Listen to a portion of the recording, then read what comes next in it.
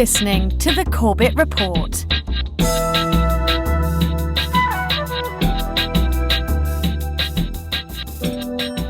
Welcome back, friends. Welcome back to The Corbett Report. I'm James Corbett of CorbettReport.com, coming to you, as always, from the sunny climes of Western Japan here in July of 2024, with episode 463 of the Corbett Report podcast, The Gaza Holocaust.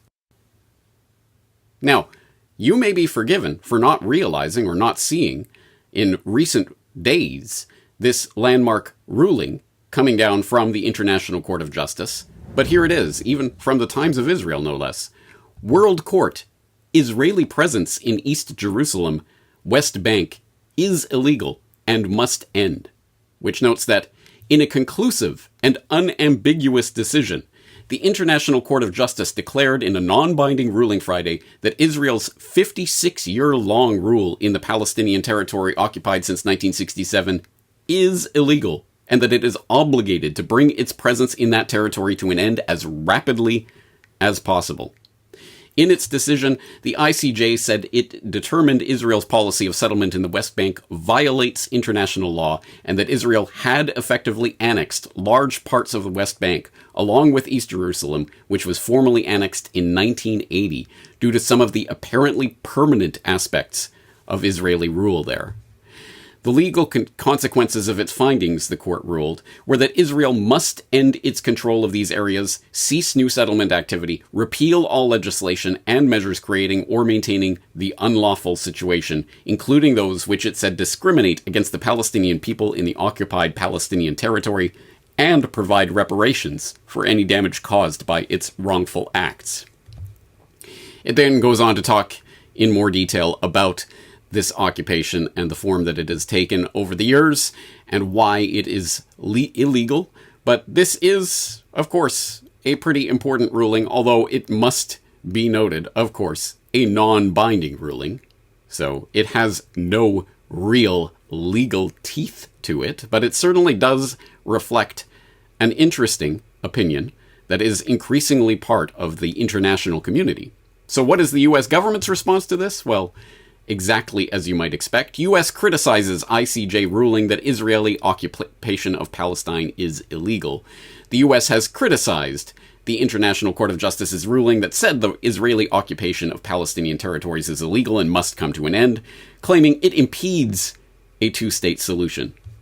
We are concerned that the breadth of the court's opinion will complicate efforts to resolve this conflict and bring about an urgently needed, just and lasting peace, with two states living side by side in peace and security, a State Department spokesperson told Reuters in an email on Saturday. The spokesperson said that the ICJ ruling, which was a non-binding opinion, was inconsistent with the established framework. Well, I'll let you opine for yourself on whether you think that the Pentagon and the State Department and Uncle Sam generally is or has ever been concerned with a just and lasting peace, or peace and security in the Middle East, let alone anywhere else in the world, but that's their story and they're sticking to it.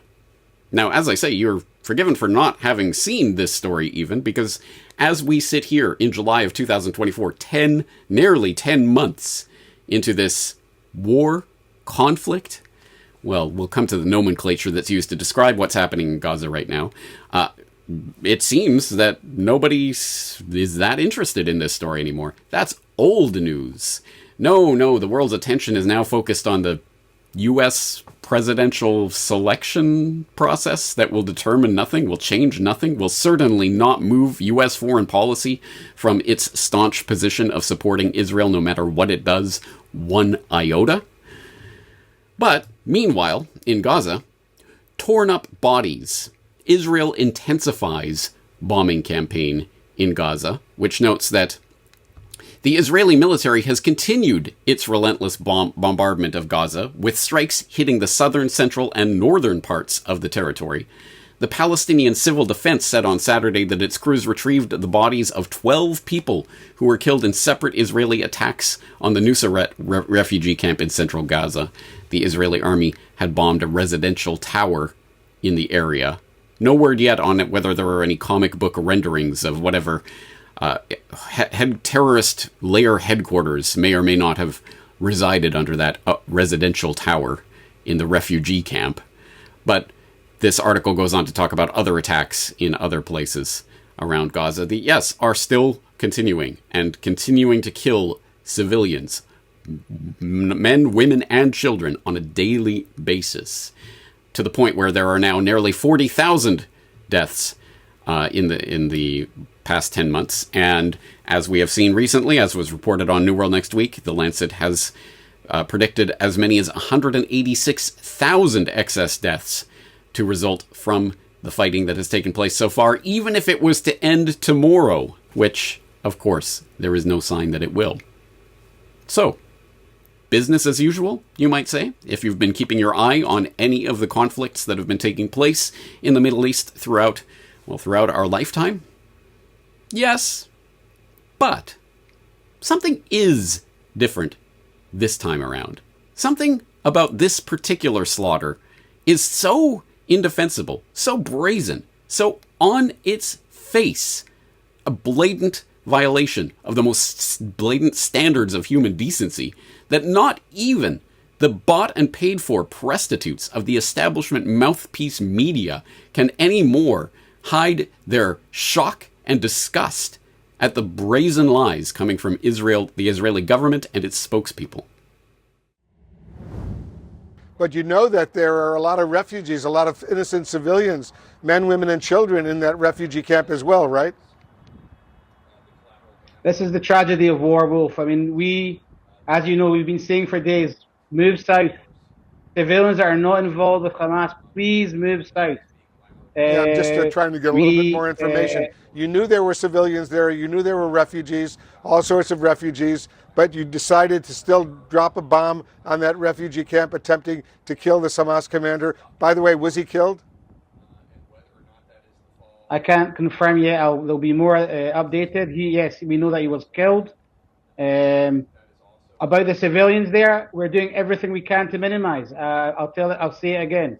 Sadly, they are hiding themselves within civilian population. And again, we are doing this stage by stage, and we're going to go after every one of these terrorists who was involved in that heinous attack on the 7th of October.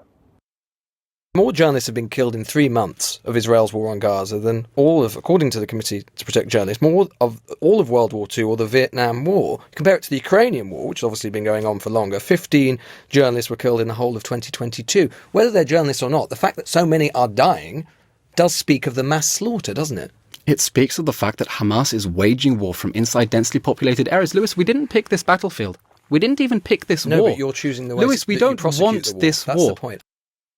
The aid is getting in. The problem is that the UN is struggling to distribute that aid at the pace that Israel is facilitating its entry into Gaza. Okay, but there's also a lot of aid on the other side of the border, where this was posted by the former humanitarian coordinator for the United Nations, who's now working for the Norwegian group here, and he was saying that that is aid that cannot get in. But I want to get to aid. The amount of aid actually is increasing. I want to get to aid generally and how much is getting in. But on the fact that the U.S. is now orchestrating airdrops to go into that, is that really the solution that Israel thinks is the way to get out of this, the way to help feed these starving people in Gaza? Well, there are two questions. One is the question of aid getting into the Gaza Strip, and there is enough capacity at Israel's crossings to get in as much aid as the international community is sending. Clearly there's not. No, but then there's a question of how aid is being distributed inside Gaza. And we're talking about airdrops into areas that are difficult to reach because they are active war zones.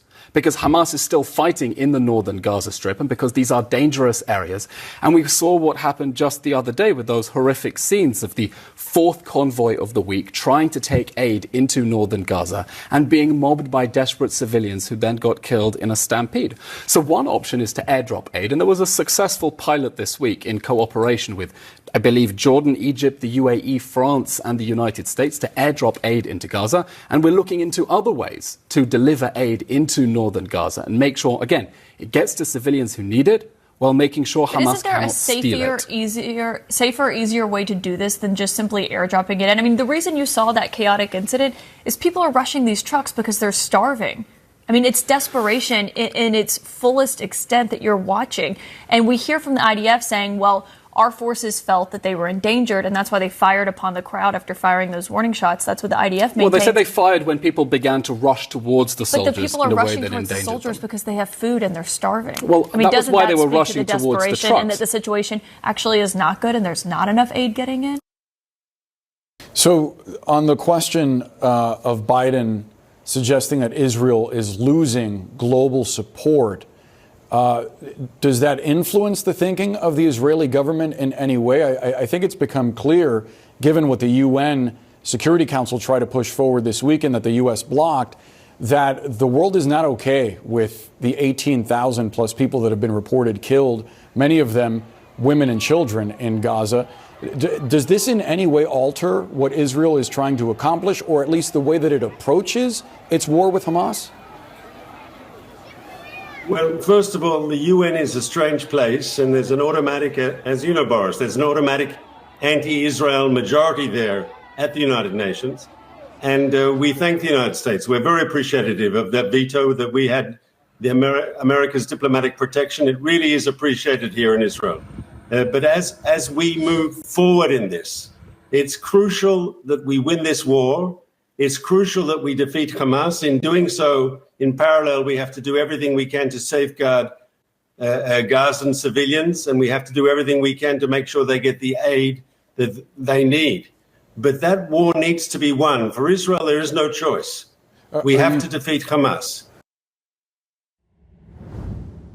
Yes, clearly something has changed in the narrative here, something fundamental, so that the cries of criticism of the Israeli state is anti-Semitism are ringing increasingly hollow, as is even the fundamental justification for all of what we've seen playing out over the past 10 months, the supposed provocation of October 7th. And I say supposed provocation not because I do not believe people actually died, but because there are many, many, many questions about how those killed on October 7th were actually killed.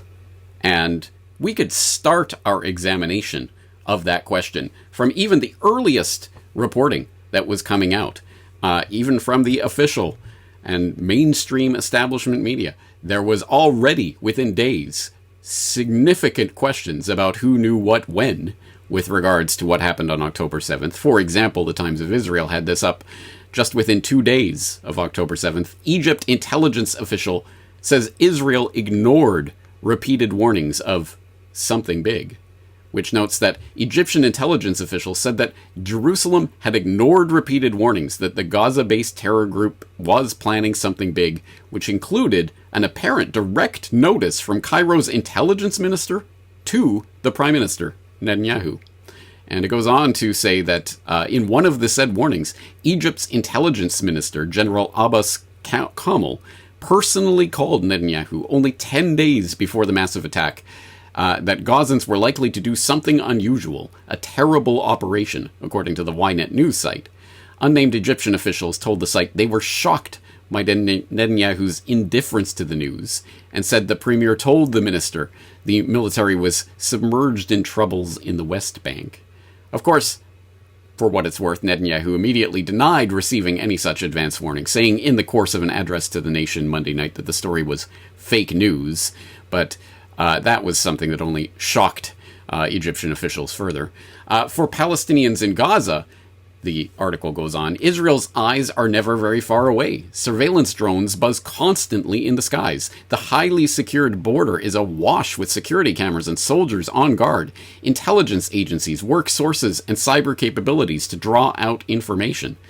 But Israel's eyes appear to have been closed in the lead up to the surprise onslaught by the Hamas terror group, which broke through Israel's border barriers and sent hundreds of terrorists into Israel to carry out a brazen attack that killed over 700 people and wounded over 2,000. Now, there are many, many, many, many points that we can and should interrogate when it comes to the official story of October 7th, but this is not an episode that is dedicated to deconstructing that particular terror myth that has been propagated by the Israeli authorities. However, I think articles like this one at least raise the questions that should start being raised if we start thinking about this. For example, yes, the question of that incredibly, probably the most highly surveilled and secured border on the planet Earth being breached in such a spectacular fashion, with the dastardly terrorist operatives being allowed to move around unhindered for hours after their brazen paragliding breach of the border. Well, some people in positions to know had some very big questions about what took place. For example, this came out just earlier late last year. Our warnings on Hamas were ignored, Israel's women border troops say, which notes that, did Israel's security chief brush off warnings from women border surveillance soldiers who had evidence that something was brewing in Gaza ahead of the murderous attacks by Hamas militants on October 7th? That's the explosive accusation coming from several soldiers in Israel's predominantly female border surveillance forces, known as the, I will not attempt to pronounce that, or lookouts in Hebrew. The soldiers are telling the media their superiors did not heed warnings of unusual activity inside Gaza, such as Palestinian guerrillas training with explosives or rehearsing attacks on a replica tank and a mock observation post, etc., etc. Now, article is framed as if these are explosive accusations that are coming from these irresponsible border guards who have absolutely no reason whatsoever to be making this up. Absolutely no incentive, no reward for coming out within a month of the attack itself to say, hey, we were being completely ignored when we were sounding the alarm and trying to blow the whistle on this. And yet it is still framed as some sort of he said, she said accusations. Who can really know?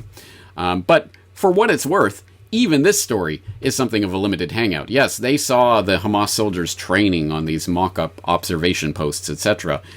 But in fact, it's much more direct of an accusation than that by certain people who, again, are in positions to know. And for this, we'll turn to Efrat Fenigson, who people will remember as one of the people, an Israeli journalist who interviewed me last year before the October 7th attacks. She interviewed me about my work. And as it turns out, she had spent time in the Israeli intelligence forces, not just stationed anywhere, but stationed on the Gaza border 25 years ago. She knows what types of surveillance were being deployed on that border 2.5 decades ago, let alone what kind of upgrades in that technology have taken place in the intervening years. And, well, she certainly, for one, was not buying the official story of what happened on October 7th. When I saw the attacks, my first thought, literally, was, how is this even possible on that border that it could be breached by so many people simultaneously? One would have expected, if an attack had been successful, that the number of people who got through initially would have been small. You know, if 5 people had gotten through out of a military force of 100 and had done some damage, that would certainly be noteworthy and would be considered an embarrassing failure for the IDF and the security services of Israel. But to have hundreds get through and operate barely impeded for, was it a full day almost? This seems like it is not, if somebody submitted it as a script, you would say that is implausible. And so it did lead me to wonder what could possibly explain such a failure. Incompetence seems inadequate to explain it. Now, you're in a position to say more about this because you have manned that border. Yeah. It's very hard for me to talk about it because it's there are so many friends and family members of friends that are missing and have been taken hostage in this barbaric acts, that talking about what I know sometimes feels like, why is this important now? And at the same time, I know that if we don't talk about this, then we will just let them off the hook once again. Because to me, and I will explain why I think this is a great atrocity. Because to me, it's, I don't know how to say it. It's just the people of Israel have been I don't know if sacrifice is too rough of a word, but we have been sold and sold out completely, and no help for hours and hours, and no military involvement, no police, no arms on the ground for hours and hours. This is something that is non-typical and unusual for Israel Defense Forces. Now, I've served in the military forces 25 years ago as I was in the intelligence forces based in the Gaza Strip, as I told you. And I know the security drills. When I served, there was no internet. So I would sit next to the phone in my shift of the fence of the security of the Gaza Strip. And whenever something would move alongside the fence, I would get a phone call from the human observers that are looking at the gate, telling us there is a chain of command that you have to notify when something like this happens. And then straight away, forces come in to look at what is it and take it down. So what do you mean when something moves by the fence?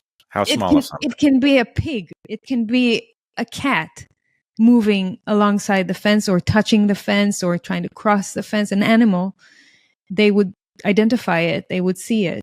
A cat gets scrutiny. Would trigger. Yeah, it could trigger the fence. Yeah. And an animal. 25 years later with internet and with the most sophisticated high-tech weaponry systems like drones, like there is a special system, I don't know how to call it in English, it's called seeing shooting. That's a literal translation from Hebrew to English. Seeing shooting. It's a robot that sits on top of a tower looking at the fence, and whenever something triggers the fence which has sensors on it, it's supposed to shoot. It's like automatic, right? And there are drones and there are helicopters and there are troopers on the ground, and there are many things that are supposed to be activated. There are various lines of defense and layers of defense that are supposed to be activated when something like that happens. Okay, so I just want to make this clear. I mean, it probably is, but you have a system that is sensitive to anything the size of a cat or bigger. That system, since you were manning it, has had 25 years to mature and become more sensitive, to become more discerning. And yet, how many places was that border breached? 15. 15 places if not more, simultaneously? yeah. 15. And that is completely ridiculous, because normally with one breach of the fence, the whole army is triggered and things start moving immediately. Now, you can go continue watching that conversation. Of course, I'll put the link in the show notes if you want to hear more about that. But that, of course, was just responding to what was known at that time, just in the literally just days after October 7th took place. But in the intervening time, much more information has come along to trouble the establishment Israeli government and propaganda narrative about the events of that day. For example, just last month, we had this report from the Jerusalem Post. IDF knew of Hamas's plan to kidnap 250 before October 7th attack, according to a report. It says the IDF had precise information about Hamas's intentions. But, and here's the limited hangout, due to prevailing conceptions in the security establishment and possible negligence by officials, who can say, the warning signs were not acted on.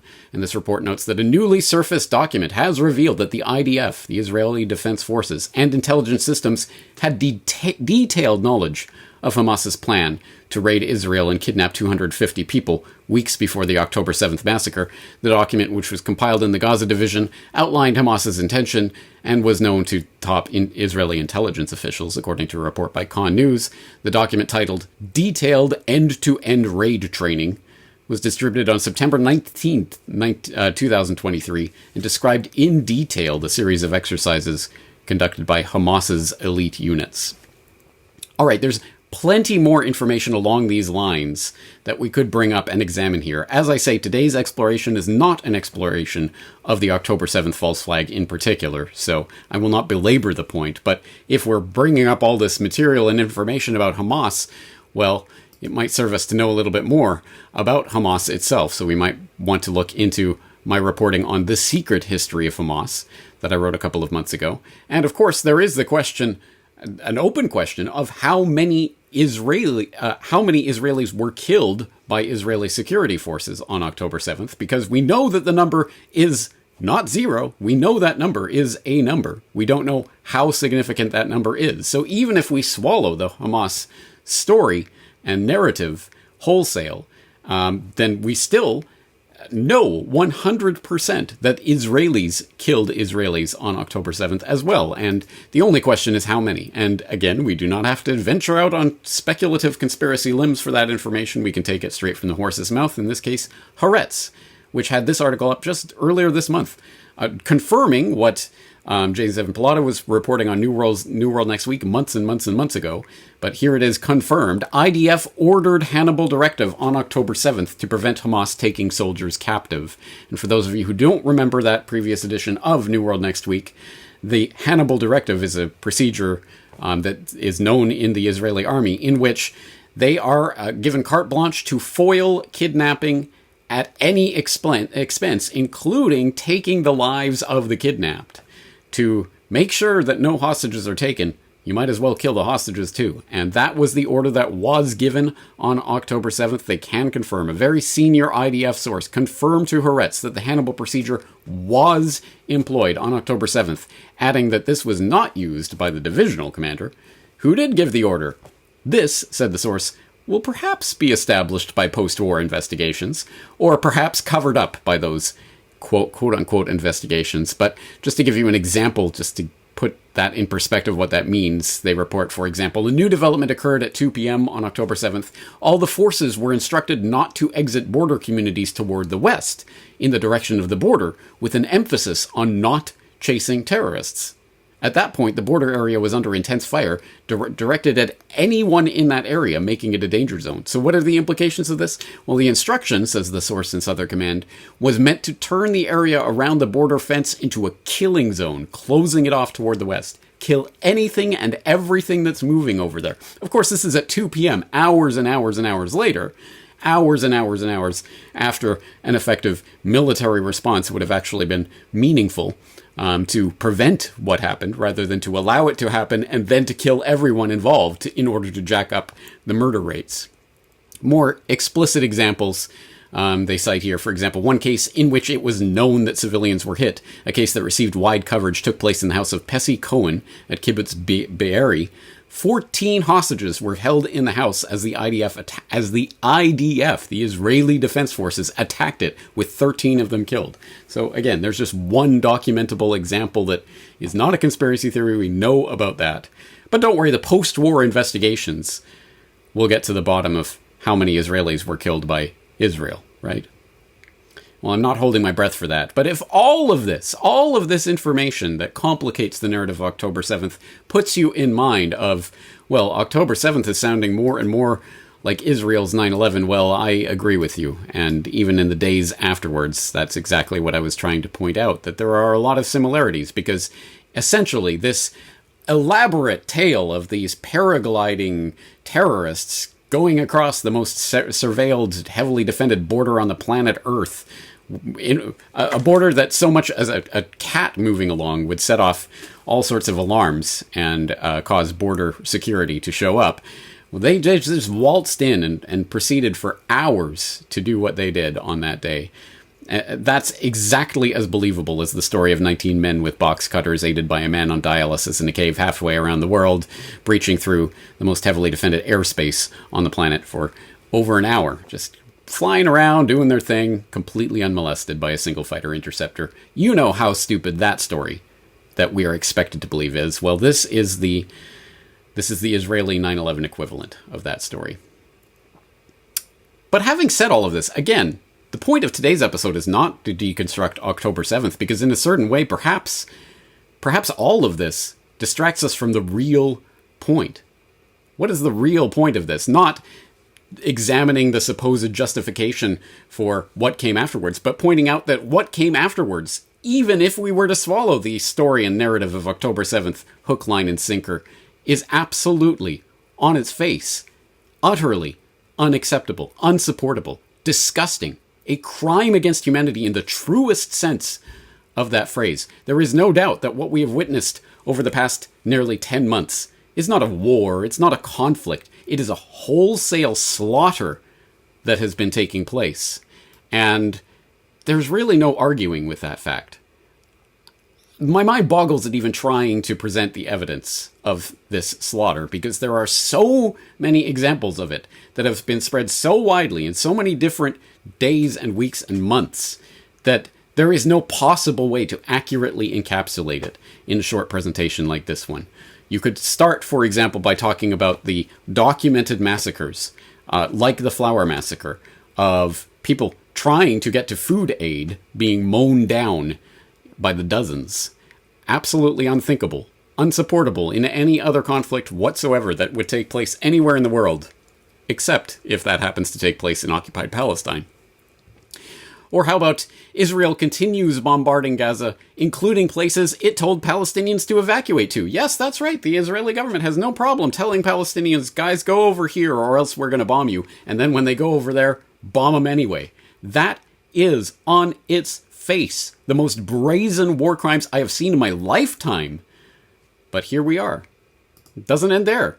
Not only the Palestinians, not only the women and children being murdered because human shields, I tell you, so you can slaughter them with abandon. Absolutely no limits. 1 million Gazans for one Israeli life, right?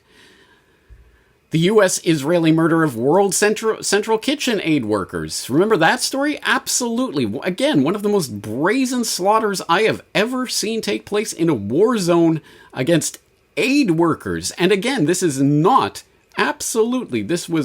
a, oops, we accidentally hit some aid workers. Well, these things happen in war zones. These aid workers were targeted, were pursued, they had one clearly marked vehicle completely destroyed.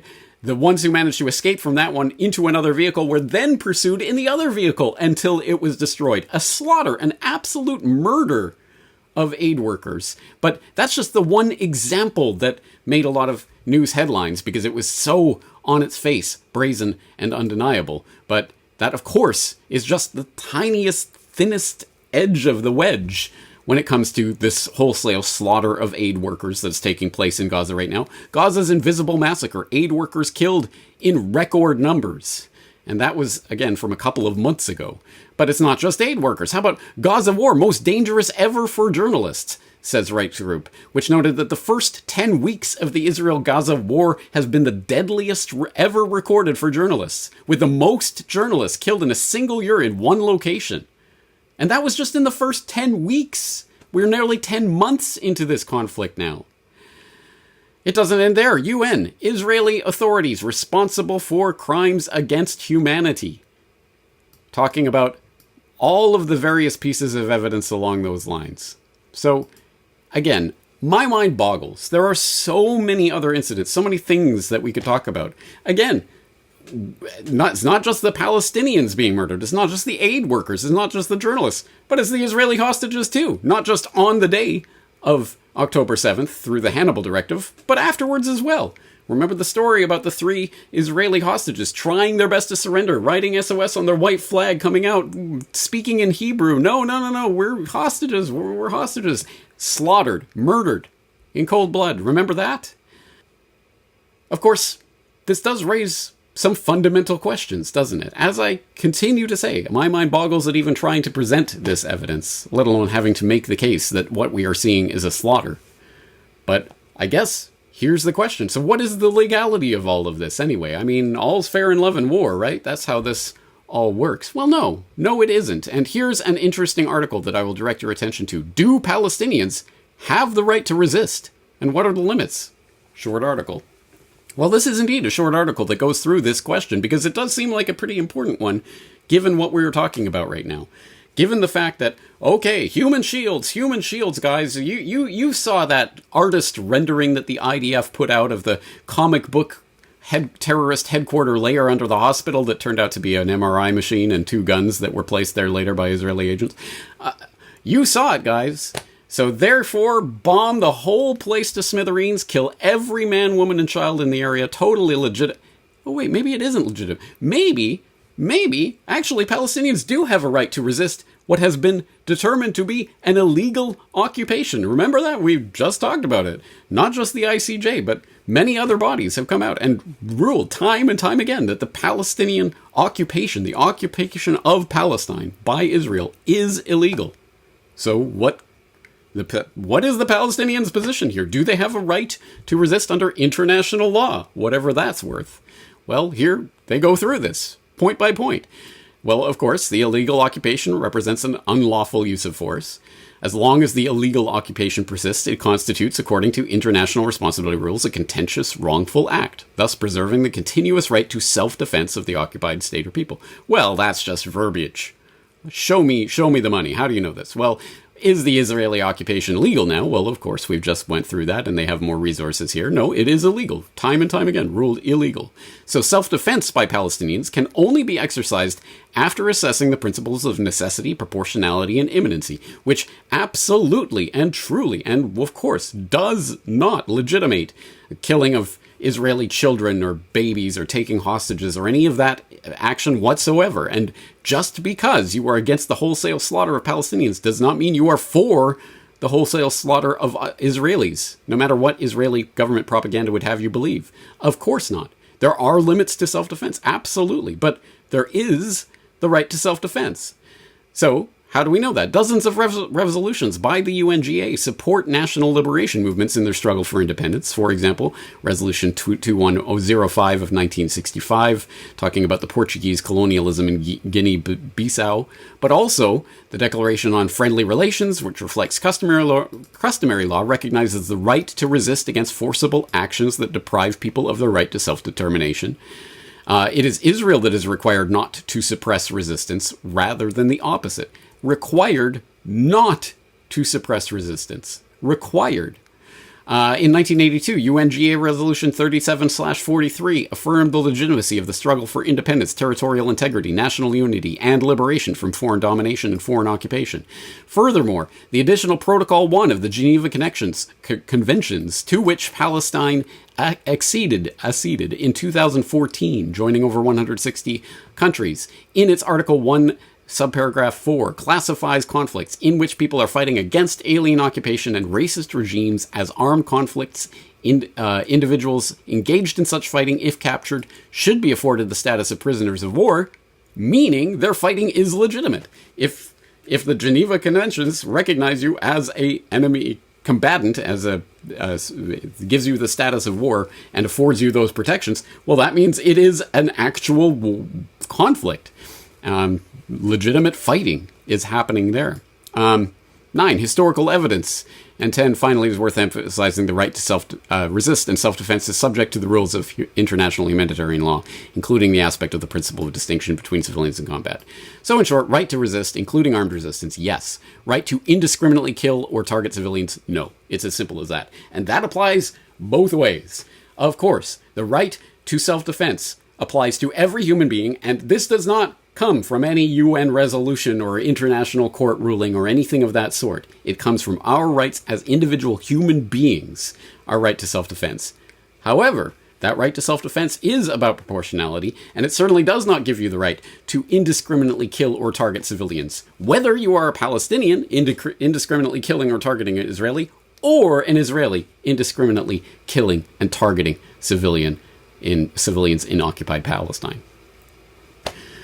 So there is an incredibly important point here, which is that what we are witnessing right now in Gaza is not the legitimate self-defense of the Israeli state against, you saw those dastardly terrorists on October 7th. What is happening is an indiscriminate slaughter of civilians that is happening under the pretense, using the justification of whatever happened on October 7th. But in order to take it one step further and to call this out for what it really is. Genocide, the G word. We need to look into that word, because that is a big word that is bandied about a lot. And what does that really mean? What is the actual definition of genocide? And does it really apply to what we are witnessing right now in Gaza and the West Bank? Well, let's take a look. Convention on the Prevention and Punishment of the Crime of Genocide. Approved and proposed for signature and ratification or accession by General Assembly Resolution 260A of 9th of December 1948. Entry into force on 12th of January 1951 in accordance with Article 13. So yes, this is the actual legal definition of it in international law. And here we go. In the present convention, genocide means any of the following acts committed with intent to destroy, in whole or in part, a national, ethnical, racial, or religious group as such. A. Killing members of the group. B. Causing serious bodily or mental harm to members of the group. C.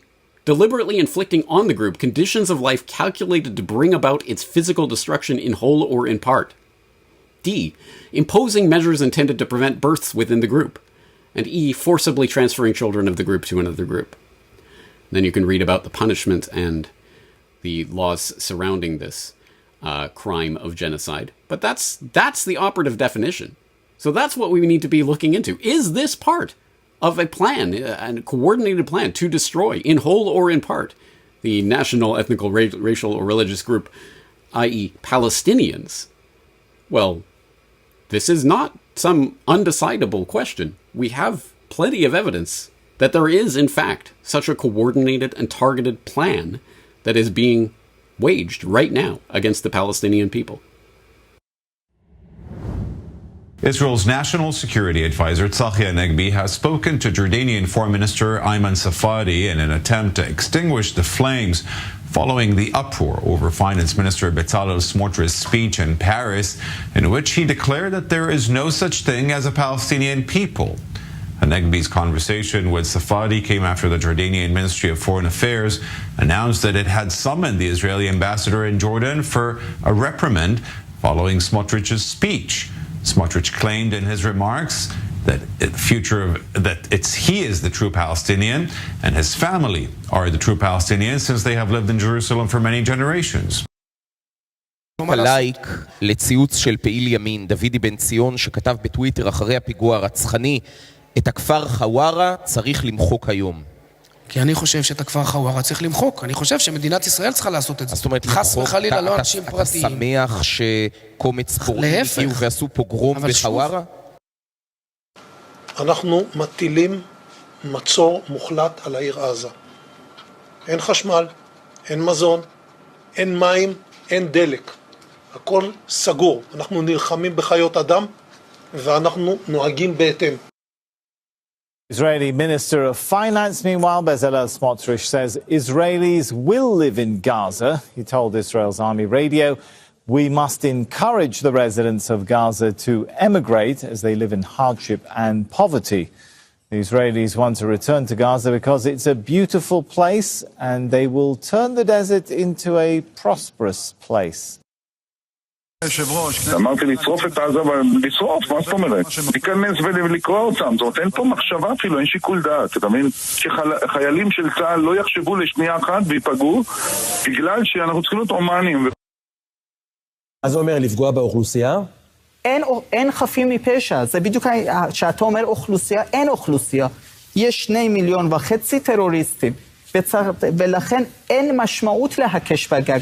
עושים הקש בגג כדי שחף מפשע יצא. ברגע שבעזה אין חף מפשע, אז אין טעם להקש בגג, כי כולם טרוריסטים. לא נותרת אבן על אבן בעזה.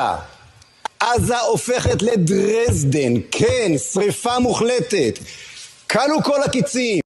What I think about Gaza, the Arabs of Gaza lost the right to be in Gaza on the 7th of October. No Arab, I'm speaking about more than 2 million Arabs. They will not stay there. We, Jews, will be in Gaza. That sounds like ethnic cleansing.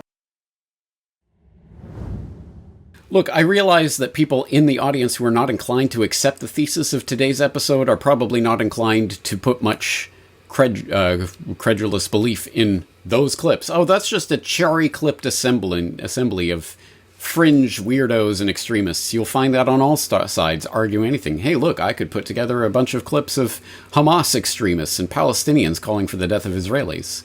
So what does that get you? It's a wash. So don't take my word for it or my interpretation. But let's expand the net here and see if other people can also see this pattern that amounts to really the crime of genocide. Let's take a look, for example, at this report on genocide in Gaza, analysis of international law and its application to Israel's military actions since October 7, 2023, which was released in May by the University Network for Human Rights, which, executive summary, let's just cut to the chase. They note, as we just did earlier, the crime of genocide requires that a perpetrator kill, seriously harm, or inflict conditions of life calculated to bring about the destruction of a group in whole or in part with the intent to destroy the group as such, and how that applies to the Palestinians. Well, after reviewing the facts established by independent human rights monitors, journalists, and United Nations agencies, we conclude that Israel's actions in and regarding Gaza since October 7, 2023 violate the Genocide Convention. Specifically, Israel has committed genocidal acts of killing, causing serious harm to, and inflicting conditions of life calculated to bring about the physical destruction of Palestinians in Gaza, a protected group that forms a substantial part of the Palestinian people. Between October 7, 2023 and May 1, 2024, Israel has killed at least 34,568 Palestinians and injured 77,765 other Palestinians in Gaza.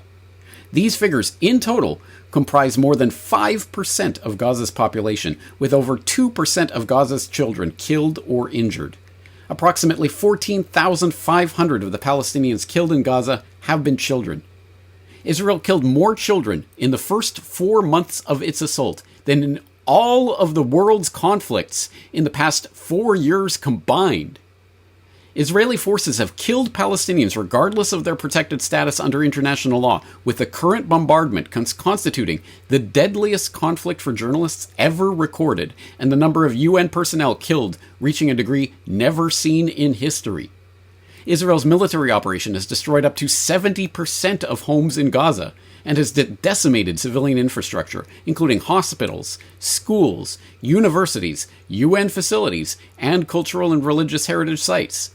A staggering 1.7 million civilians, over 75% of Gaza's population, have been forcibly displaced as a result of Israel's military offensive. Civilians in Gaza face catastrophic levels of hunger and deprivation due to Israel's restriction on and failure to ensure adequate access to basic essentials of life, including food, water, medicine, and fuel.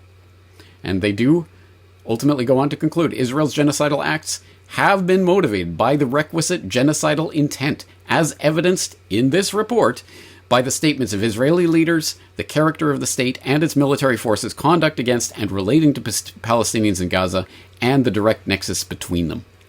And of course, that does constitute the bulk of this very extensive, very meticulously documented report. So I will put this in the show notes. I think that this would be some interesting reading for people in the audience who still might not quite understand what is being said here. But yes, genocide in Gaza. Now, once again, this seems like an intractable problem. What can we possibly do about this? Oh, I know. Go to the slave suggestion box. Vote harder, guys. But vote for what? I mean, even if you believe in the morality of the democratic system itself, even if you believe in the superstition, the most dangerous superstition of government, even if you believe that this tooth fairy will give you a better set of results than that Santa Claus for delivering Christmas goods, it does not matter at all with regards to this issue. Vote Trump, guys. Vote Harris, guys. Vote RFK, guys. They all are supportive of Israel in their slaughter of the Palestinians. Every one of them. So, no, I don't think voting would be a solution, even if you were inclined to think that voting is a solution to anything, which obviously I am not. But no, of course, the solution to this is certainly not going to come through the same political process that has landed us in precisely this spot. So while there are stories that seem hopeful in a certain sense, for example, this one from last month, IDF, Netanyahu's goal of eliminating Hamas is unachievable. The U.S. intelligence community assesses that Israel cannot defeat the militant Palestinian organization, talking about an Israeli military spokesman saying the goal of eradicating Hamas is not achievable, so we have to start thinking about how we're going to end this conflict. In a sense, that is a good story, as is something like this. People might have saw Haaretz, published an op-ed by Ehud Olmert, I accuse Netanyahu of betrayal, talking about, I accuse the Prime Minister of Israel, Benjamin Netanyahu, of taking deliberate action to prolong the war between Israel and the Palestinian murder organizations. Interesting choice of words there. I accuse him of intent to expand the war and initiate a direct all-out military confrontation with Hezbollah in the north. I accuse him of taking deliberate actions meant to cause a widespread flare-up of violence in the West Bank. Accuse him of abandoning the Israeli hostages, etc., etc. As I say, you may have seen this op-ed, and again, it represents something ultimately optimistic in a sense. And not because, yes, please be cynical of military statements or political statements like these ones, because of course they are embedded within the narrative that only ultimately justifies and excuses the genocide that is taking place. Oh, we can't possibly win this war just by bombing civilians to death, so we're probably going to have to start thinking about wrapping it up sometime. It's not quite the victory that we're looking for here, and neither is a political ploy between Netanyahu and his political opponents within the Israeli government, who are obviously jockeying for control of the Israeli government itself and the power that affords.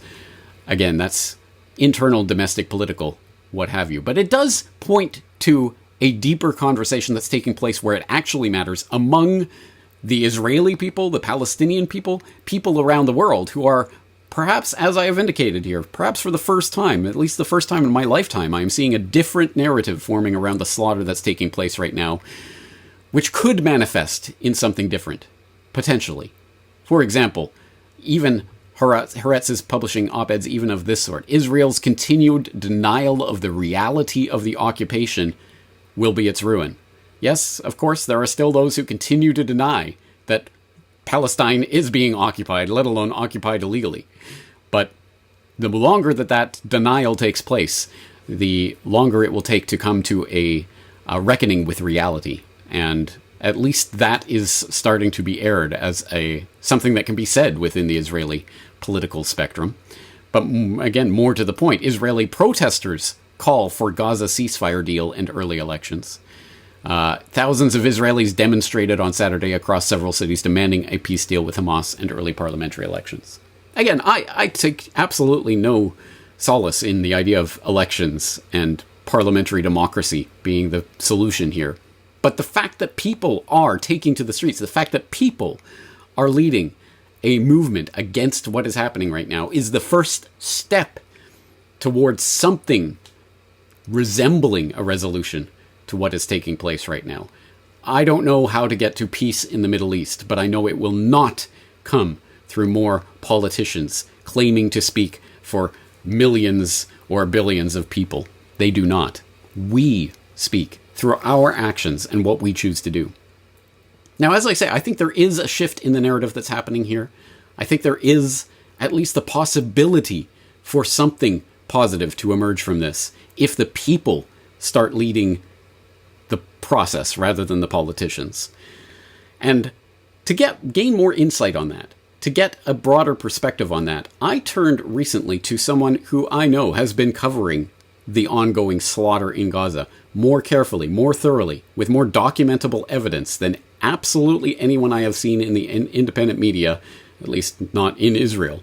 And that is Ryan Christian of The Last American Vagabond. If you watch the Daily Wrap-Up or listen to it, you know he has been covering this day in and day out for hours at a time, hours and hours every day, several days a week for the last 10 months. An incredible amount of information that he has been covering. He has seen a lot of this. So I turned to him for his perspective on this. What are the prospects for this going forward? Is the narrative changing? And if so, what does that look like? And what does an end of this conflict actually, what could it possibly be? What could it look like? I recently had the chance to ask Ryan Christian about this. Let's appeal to people's humanity. For those out there yet who haven't yet made up their mind and hardened their hearts on this issue to the point where they can't see the other side as human beings, what would you say to, at the very least, get people to question what it is they've been told and to start to look at this information for what it is and to reach out to those people who are similarly, maybe on the other side of this issue, but who have not yet given up their humanity? Is there a way forward for human beings to come together to solve this issue rather than the political class? Yeah, I mean, I honestly think that's the only reason this is happening, in the sense of any change or positive steps we may be seeing. And it's hard to say that with what's going on, but to be clear, I think one of the main reasons that this was done was to get the attention, to change the conversation, even knowing that there'd be consequences, in the sense that they knew Israel would commit genocide. And this is almost a point that Israel throws out to say, you knew we would do this, it's your fault, which is kind of counterintuitive if you ask me. But, I think that the point is that people have recognized what's going on because of Israel's belligerence. And I think what that ultimately shows me is something that we've always talked about. I think you and I have had this conversation, that I truly believe that most people want good. And that's why these people pretend to be good, pretend to be fighting for freedom and liberty, because they know that's what we largely want. And so we like to pretend that that's what we are, those in the paradigm that want to lie to themselves. They still pretend that we're fighting for freedom, even though it's pretty self-evident. It's not the case. So I think that that's what we're seeing here. This massive push globally, the protests, as much as the right side of the paradigm in this country desperately tried to kind of fold it into the woke mindset. And it wasn't just this country. These protests were happening around the world. And there were right-wing, left-wing, Holocaust survivors, Jews, Muslim, Christian, all coming together and protesting what Israel's doing. And they just couldn't bury that under claims of anti-Semitism and lies about attacks. It broke out. And it has utterly destroyed their entire narrative. There is no putting that toothpaste back in the bottle, James. It's not going to go away. People see through it. And day by day, people are asking new questions. I mean, have you ever imagined we would be in this position where conversations about Zionism and its connection to Nazism would ever even be on some level of this conversation? I mean, these are very real conversations that it's easy to prove. Haaretz has covered this conversation. Yet if you talk about it, you're anti-Semitic. It's actually crazy. My point in saying all this is that I am hopeful that people, as much as it's getting darker, the old analogy, right, is clearly they're pushing harder. They're lashing out. But people day by day are seeing more. And it's just disgustingly sad that it has to be Palestinians taking the brunt of that. But these are people that have been standing. I mean, this is one of the most inspiring aspects of this, to see, for example, the guy who rebuilt his home more than once and painted a mural on it, knowing they were going to bomb again, or doing what they can to stay there and saying on the camera, I'm not leaving, not because Hamas is making me, because this is my home and I will die here. It gives me chills even thinking about that, the resolve, the resilience of people in that place. And so they were willing to take this step, knowing that they would push this because they're desperate for their own self-determination. And I think that has changed, it's touched people, that they've awakened to this reality. And at the same time, it discussed them finally seeing what Israel's been doing. And so to appeal to humanity, for those that may not be seeing it, who may be on the fence, first, I think if you actually took the time to look into what's going on, as opposed to just glancing the narratives and trying to avoid seeing it, you would understand immediately what's really going on. I've said this many times from the beginning. I said this when there were hundreds of children dead. I'm saying it now when there's however many tens of thousands that have been killed. There is no narrative that makes that okay. There's not some narrative, 10,000 children have been killed. There's not some narrative where they go, oh, okay, that's why that makes sense. It just doesn't have, there's nothing there. It's amazing going back to a Madeleine Albright and 500,000 children. We think it's worth it. That's not going to happen anymore, I don't think. I think people have broken free from that, I think, because of a lot of this. So my point in saying that is that there is not some kind of narrative where it brushes away the amount of children, the suffering, the women, the elderly. It's there, and you can see it if you just care to look. And I think that's why most people are uncomfortably aware about this. And I think if you haven't seen it, all it takes is really trying to step into the conversation. Just take a look at the children starving to death right now.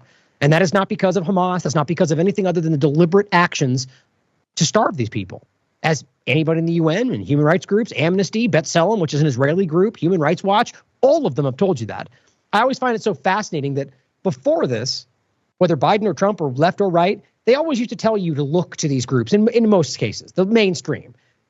In a situation like this, you look to the UNs and the human rights groups to kind of get a sense of what's going on. And for the first time in my experience, they're all Hamas, apparently. All of them. The UN, Oxfam, UNICEF, every single one of them saying the same thing. Doctors Without Borders, human rights groups. It's amazing, and it has changed the conversation. So I think that it's only a matter of time. My worry is that this will be in some way wrapped right back in, and people will fall back asleep. But this is usually what happens, which would be, it was just Netanyahu.